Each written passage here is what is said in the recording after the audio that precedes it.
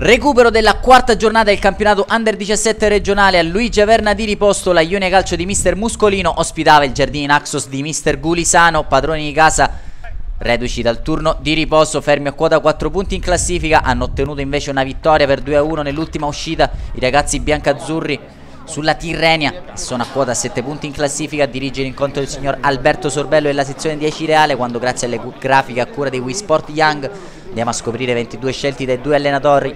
Lodevole iniziativa promossa dai due capitani che dedicano questo striscione a un ragazzo affetto da un tumore. Siamo tutti con te, Luca, anche da parte della Wii Sport. Applausi scroscianti dagli spalti di Luigi Averna di Riposto prima di potervi passare a raccontare, grazie all'ausilio delle nostre immagini, quanto accaduto sul rettangolo di gioco. Il Giardini Naxos in completo biancazzurro a gestire il primo possesso e a rendersi pericoloso dopo appena 30 secondi con questa bordata di Caltabiano che termina di un paio di metri in largo. Risposta immediata dopo 5 minuti di Danzuso che va a impegnare i riflessi di Basile. E che riflessi! Volo plastico che alza la minaccia in corner, non potrà fare nulla 2 minuti più tardi però sulla punizione di Triolo. Infatti pennellata sulla barriera e Ionia Calcio Riposto avanti. Che gran gol quello che sblocca il risultato a Luigi Averna di Riposto. Triolo ha messo la sua firma sul match.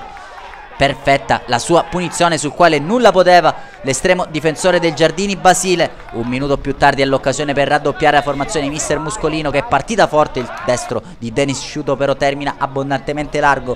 Prova a rispondere il Giardini all'11esimo sugli sviluppi, un calcio di punizione affidato a Scuderi. Non riesce a risolvere la mischia in suo favore la formazione di mister Gulisano. Dall'altro lato assist illuminante di Sciuto che va a trovare Danzuso nello spazio, ci mette il collo dell'esterno destro per battere Basile e raddoppiare per i ragazzi del presidente Leotta al 32esimo e 2-0 anche la firma di Danzuso sull'incontro. 60 secondi più tardi ancora un blackout del Giardino, questa volta è Giovanni Sciuto a correre veloce sul binario destro, rientra sul mancino sotto le gambe di Basile. 3-0 anche Giovanni Sciuto sul tabellino dei marcatori.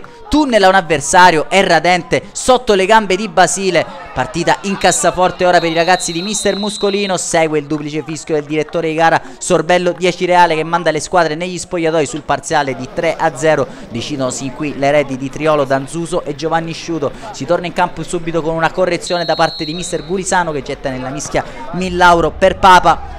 E ancora la Ionia però la formazione più attiva in campo. Ancora Sciuto ci prova con questo destro dalla distanza.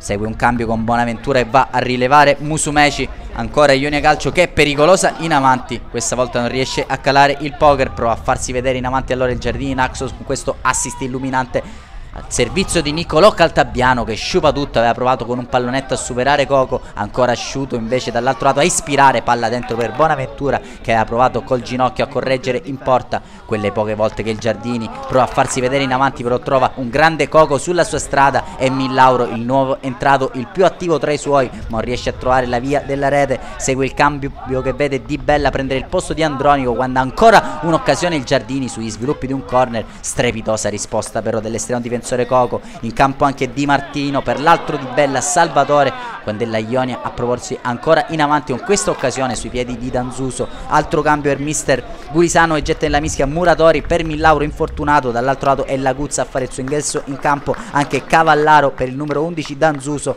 Entrerà in campo anche Bruzzo in favore di un infortunato Raciti, prima che Scuderi provi a lasciare andare il destro, ma troverà ancora una volta Coco sulla sua strada. Scampoli di gara nel finale anche per Platania. Non c'è tempo però, arriva il triplice fischio del direttore di gara. Game over a Luigi Averna di Riposto. Ionia Calcio si impone su Giardini Naxos per 3-0. Le firme di Triolo, Danzuso e Giovanni Sciuto. Nella prossima uscita i ragazzi mister Muscolino faranno visita alla Tirrenia. Ostica trasferta sul campo della Meridiana per quelli di mister Gulisano. Un saluto da tutta la Wii Sport e alla prossima.